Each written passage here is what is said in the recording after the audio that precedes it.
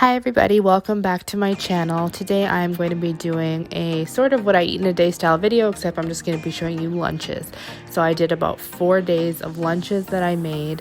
I hope you enjoyed the video and I hope you get some ideas. And if you like these types of videos, please like and please subscribe and enjoy. Okay, so for lunch today, I'm going to be making an antipasto salad. I'm just going to show you some of the ingredients. You can switch whatever ingredients you want, whatever you like in your antipasto, but I'm just going to show you what I put in mine. Okay, so I'm going to be doing some genoa salami. I didn't choose the hot one. You can choose whatever kind you want. I didn't feel like having the hot one today. Some provolone slices. If you can get them pre-sliced a little bit thicker at the deli, it's even better to have a little bit of a thicker slice, but this is what I already had in my fridge, so I'm just going to use that. Some prosciutto, artichoke hearts, bocconcini cheese. You can switch it out for mozzarella if you like. I do that sometimes, but I really like bocconcini, so I'm going to use that today. Some cherry tomatoes, a bell pepper, and some olives. So I'm just going to kind of eyeball it. I'll show you how much I put into each, and then I'll show you how to make the dressing.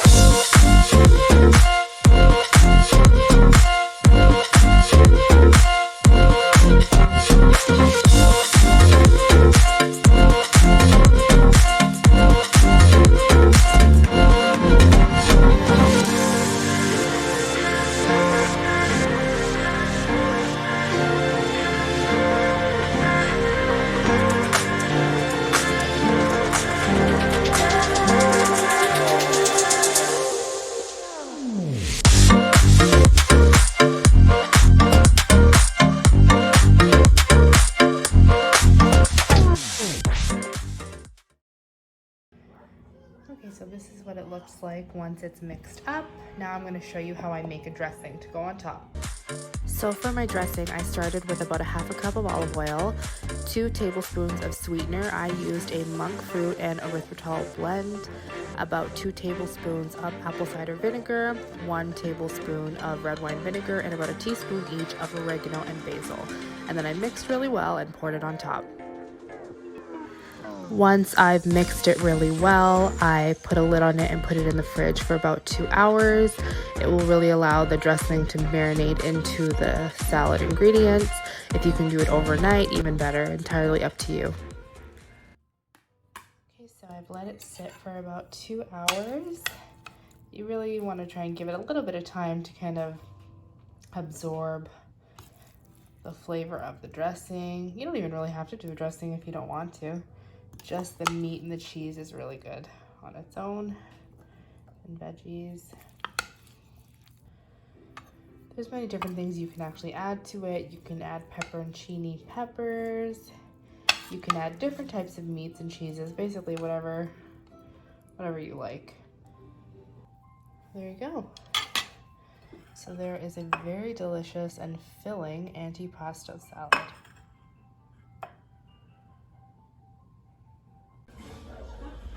Okay, so today I'm going to be making a lettuce wrap chicken salad.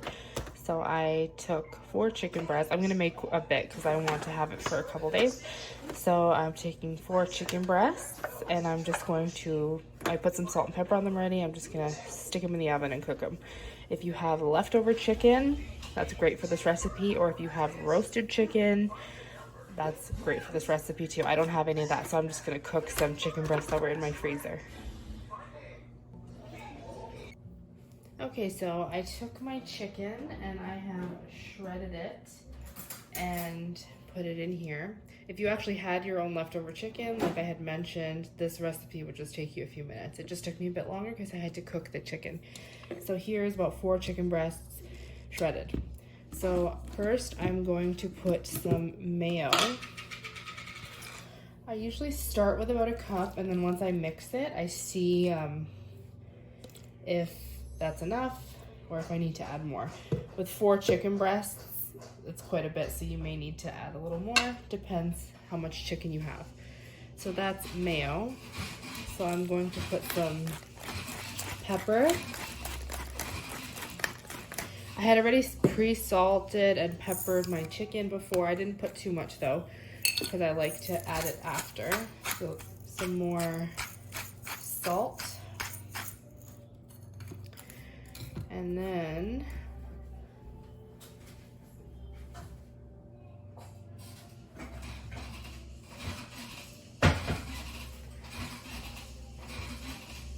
I'm going to add some garlic powder. Oh.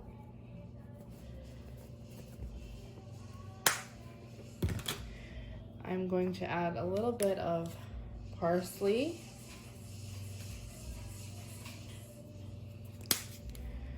Something I have started to love adding to my chicken salad, which I didn't used to add to it, is dill. I love adding some dill.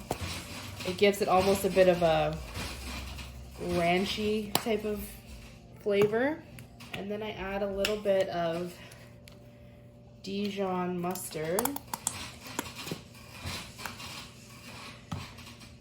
And then I'm gonna mix it all together.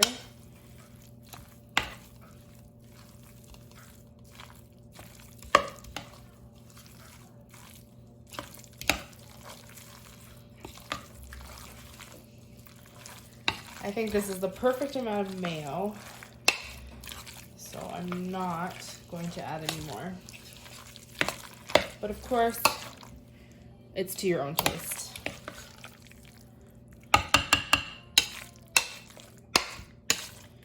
Then I'm also going to add some chopped up green onions.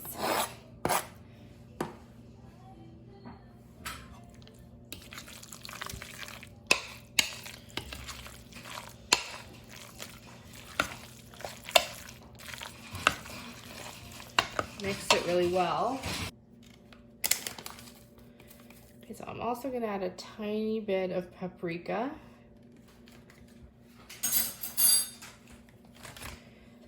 And then just mix it really well again.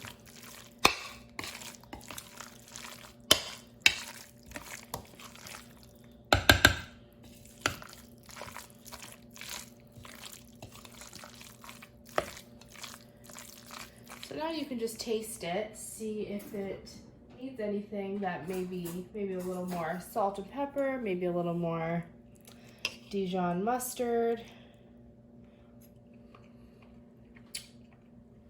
I think it tastes perfect for me. So I'm gonna let it cool off in the fridge a little bit.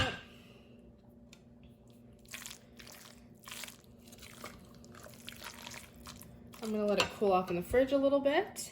But if you had already used cold chicken, you don't have to do that. My chicken's still a little bit warm, and I don't really like it warm in the lettuce wrap. So I'm going to let it cool off a bit, and then I'm going to put it in my lettuce wrap.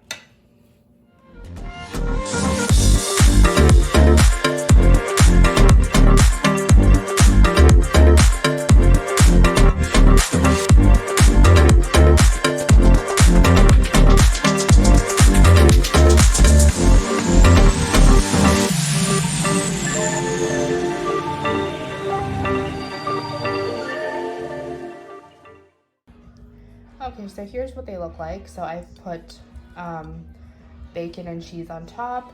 You can use a bigger piece of lettuce if you want to kind of wrap it up, but this is romaine lettuce. It's very good. I find that it holds pretty well. It looks pretty flimsy, but it actually holds pretty well. Topped it with some bacon and cheese. You can put it in a tortilla. You can put it however you want, but this chicken salad is amazing. I'm telling you, try it with some dill. It will change your life. So I normally make 2, but today I'm going out, so I probably won't be eating dinner for a long time, so I made 3. So this is very filling and very good. Okay, so I'm going to be showing you how I make a cheese wrap. It's just a wrap basically with a cheese tortilla, sort of. Okay, so you're going to take a baking sheet, put some parchment paper on it, and you're going to preheat your oven to 400. So I have 2 types of cheese here. I have some shredded cheddar and some shredded mozzarella. I usually just use cheddar, but I just shredded this thing of mozzarella, so I'm going to use that too. So I'm going to put it in a square shape. You can do circle shape, you can do whatever shape you want, but I think the square shape kind of fits more meat for the way I do it, so I'll show you what I do in a second. Okay, so this is what it looks like when it's done. So I just spread it out, and I try and keep it close together. You don't have to worry too much about holes if you're not going to be putting a sauce like mayo or mustard or something, but I've done it before where there's been too many holes, and then mayo will kind of squirt out the holes, and it becomes a really messy mess that I try to avoid. So I like mayo on mine, so I try and keep the holes as tight as possible. So try not to have too many spaces, and just try and keep it neat. So this is what it looks like. I'm going to put it, when my oven comes to 400, I'm going to be putting it in the oven for 4 to 5 minutes. You do not want to go over that. You do not want it to be crispy. You want it to be just melted, and then we're going to let it cool because you want it to be pliable and able to put your toppings or whatever you want to use in it. If it gets too crispy, it just will crack. So I'm going to wait till it heats up, and then I'll shove it in the oven for 4 to 5 minutes. Okay, so I just pulled it out of the oven. I did it for 4 minutes. So 400 for 4 minutes. So this is what you want it to look like. You want it to be all melted, but you don't want it to start crisping up like this was kind of starting to do. You just want it to look like this. So now I'm just going to completely leave it and let it cool. Okay, so now while it's cooling, I'm gonna get my toppings ready. You just gotta pick any keto approved toppings. So I'm going to put a little bit of mayo, a little bit of Dijon mustard, some shredded lettuce that I made this exact same wrap like 2 days ago. So I have a little bit of this left over, 2 strips of bacon, and then some sub meat. Okay, so it's been here cooling for a while, so it's pretty cool. So you'll see it just kind of peels off. So it's obviously it's cheese, it's gonna be very greasy. So I'm going to completely pat it dry, both sides, and then put my toppings in. Okay, so I've patted off as much grease as I can. So now I'm going to put my toppings.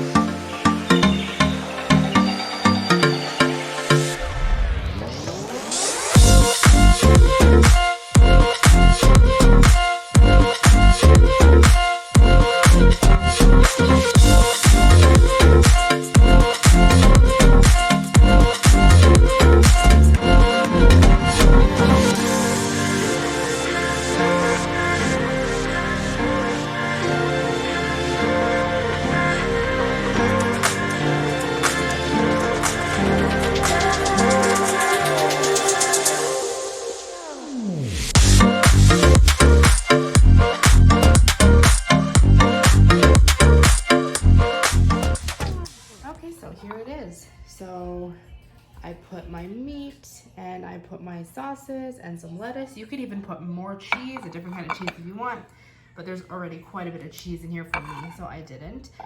So this is what it looks like, and it holds together very well. It tastes very good. It's very low carb, obviously, because it's just made of cheese. So depending what kind of meats you put in, it's a very, very good filling keto or low carb lunch. Here are the ingredients for some pizza chauffles that I'm going to be making. So I have everything ready here. So I'm going to make the batter first. So the batter is going to have some almond flour, about 3 tablespoons of almond flour, about a teaspoon of baking powder, 1 egg. I put about half a tablespoon of Parmesan in mine. I do sprinkle a little bit of cheese. I don't really measure. I just kind of sprinkle a little bit, and then I'm going to add more to the waffle maker to give it a bit of a crust, some salt and pepper, and a little bit of garlic powder. For the toppings, I'm just going to keep it really simple and just do some pepperoni. And I have the Rouse, I think that's how it's pronounced, Rouse pizza sauce. So it's a very keto-friendly, low sugar pizza sauce. So I will show you how I do that.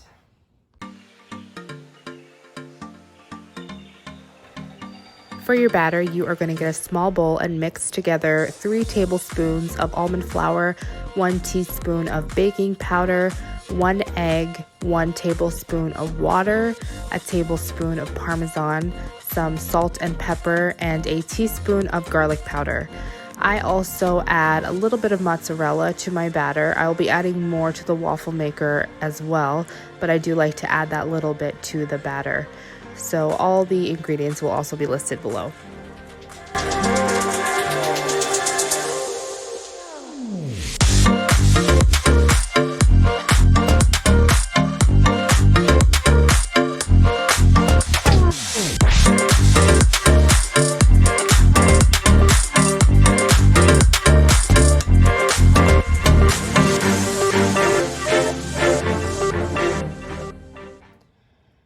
Okay, so here's the batter. So as I said, this is going to make about 2 chauffles.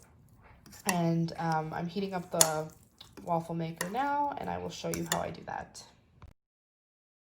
I have the Dash mini waffle maker. So it's going to make 2 of these. So I have it, it's heated already. So I'm going to open it,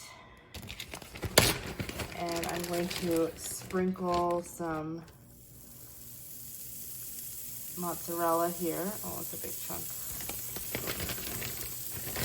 Sprinkle a little mozzarella, and then add about half of my waffle mix. Spread it out.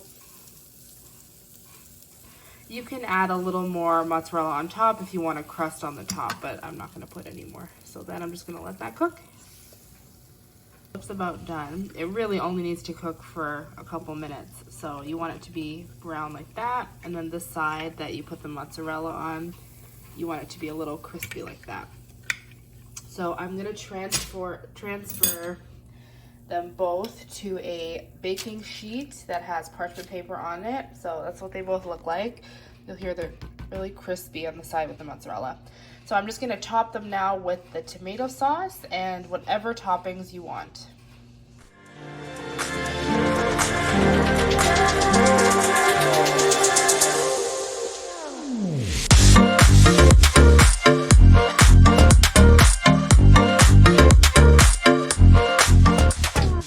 Okay, so here they are ready for the oven. So I put the sauce, I put some cheese, and the pepperoni I had showed you before. I opened it and it wasn't good anymore. So I did have this other type of pepperoni that I just cut up into little bits, put it on top. You can put whatever pizza toppings you like. It doesn't matter. I'm very plain. I like pepperoni and cheese. So I have the oven set to 400, and I'm just gonna stick them in. You just wanna melt the cheese and kind of crisp up the pepperoni a little bit because everything here is cooked. So you don't have to worry about cooking. It's just mostly to heat up and melt the cheese. Okay, so this is what they look like when they're done. So I only had to cook them for about 7 minutes. If you have other toppings that require cooking, because you can put whatever you want on it. If you have onions or something that you don't want to eat totally raw, cook it for as long as you want. You don't want to overcook because then you're going to make the waffle a little too overcooked, but a little bit longer is fine. So it makes 2 perfect size little mini pizzas. It's basically a fathead dough, if you know what that is. So that's kind of it's just an easier way of making it. If you like these types of videos, please subscribe. My next video is going to be similar to this. It's going to have breakfast ideas though. So thank you so much for watching. Don't forget to subscribe, and I will see you next time.